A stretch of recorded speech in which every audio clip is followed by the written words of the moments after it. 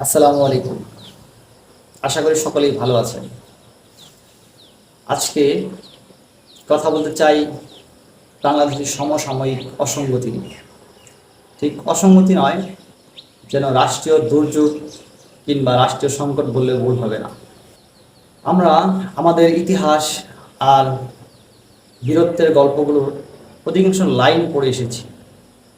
আমরা নির্যাতিত ছিলাম, অধিকার বঞ্চিত ছিলাম, শোষিত ছিলাম এবং অধিকার আদায়ে শোষকদের ক্ষমতাচ্যুত করে হত্যাও করেছিলাম। আজ কেন জানি তা কাল্পনিক মনে হচ্ছে। কেন কাল্পনিক মনে হচ্ছে? আমরা সাধারণ জনগণ যারা আছি তারা কম বেশি অনুধাবন করতে পারি শিক্ষা, ছাত্র, শিক্ষক, শিক্ষাঙ্গন কিংবা বিশ্ববিদ্যালয়, এই ইস্যুগুলো জাতির সব থেকে সেন্সিটিভ বিষয়। তাই এগুলোর ব্যাপারে রাষ্ট্রের কোনোভাবেই উদাসীনতা মানায় না, রাষ্ট্রের তুচ্ছ তাচ্ছিল্যতা মানায় না।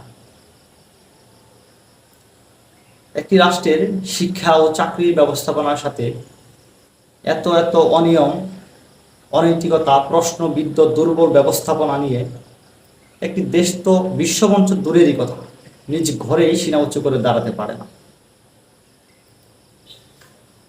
যখন একটি রাষ্ট্রের সর্বোচ্চ সম্মানী ব্যক্তিরা সত্য, শুদ্ধ, যৌক্তিক এবং ন্যায়কে নির্দ্বিধায় প্রকাশ করতে না পারেন, তখন ধীরে ধীরে সেই সমাজে, সেই রাষ্ট্রে, সেই ভূখণ্ডের প্রত্যেক খাতেই বাড়তে থাকে অন্ধত্ব আর অজ্ঞতা। শুধু অজ্ঞতাই কেন, বাড়তে থাকে রাষ্ট্রীয় দুর্যোগ, বৈষম্য আর সংকট।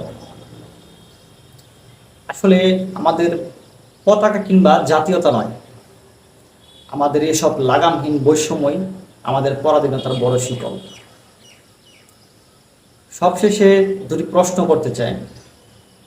প্রথমত, যে দেশে স্বাধীনতার 53 বছর পরেও 8,000-এর অধিক ভুয়া মুক্তিযোদ্ধা প্রমাণিত হয়, সে দেশে কোঠা রাখা কতটা যৌক্তিক? দ্বিতীয়, যে রাষ্ট্রে সামান্য অর্থের বিনিময়ে সর্বোচ্চ সরকারি চাকরির পরীক্ষার প্রশ্ন কিংবা স্কুল কলেজের পাবলিক পরীক্ষার প্রশ্ন বিক্রি হয়, সে দেশে কতটা যোগ্য আমলা থাকতে পারে অথবা কতটা যোগ্য মেধাবী থাকতে পারে? ধন্যবাদ সকলকে।